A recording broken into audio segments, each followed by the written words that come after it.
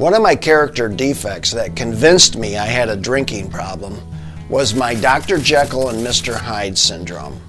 And I'm not talking about Mr. Hyde who comes home drunk and just breaks everything. My Mr. Hyde was the sober me. He was the one that trudged his way through the week. You know, I was probably the worst coworker you could possibly have because I'd show up every day exhausted. You know, I was miserable. I wouldn't talk to anybody because I was chronically hungover and sick. If it wasn't that, I was moping my way through the week because nobody wanted to go out during the week.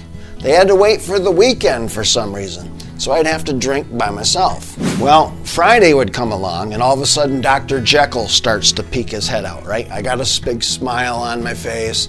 I'm starting to talk with people. I got a little bounce in my step because I know that we're all going out to happy hour after work. Well, we get to happy hour, and although I haven't said 2 words to you all week, now all of a sudden I'm telling you my life story, you know, and I've had a few drinks in me now, so I'm the life of the party. And I don't want the party to end. I'm trying to talk everybody into going out tomorrow night. You know, we should go here and we should go there and we should go on this big hiking trip next weekend. You see, I get a couple drinks in me and I have all these imaginary activities and hobbies that I do. It's not true. I don't do nothing other than sit on a bar stool. Does this sound familiar to you? I want to tell you that there's a whole nother life out there that maybe you're not aware of, like I wasn't. And it begins with a relationship with God.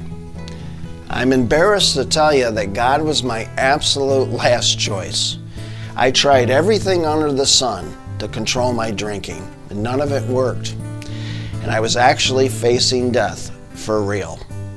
At that point, I decided, what have I got to lose? Let me give this thing a shot. God turned my life completely around. It was the best decision I've ever made in my life. One of the big lies that the enemy tells us right off the get-go is that the joy of life comes from drinking. It's not true. The actual joy in life comes from walking in God's purpose and plan for our life. You know, He says, I know the plans that I have for you.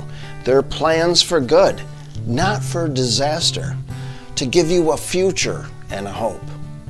Doesn't that sound good?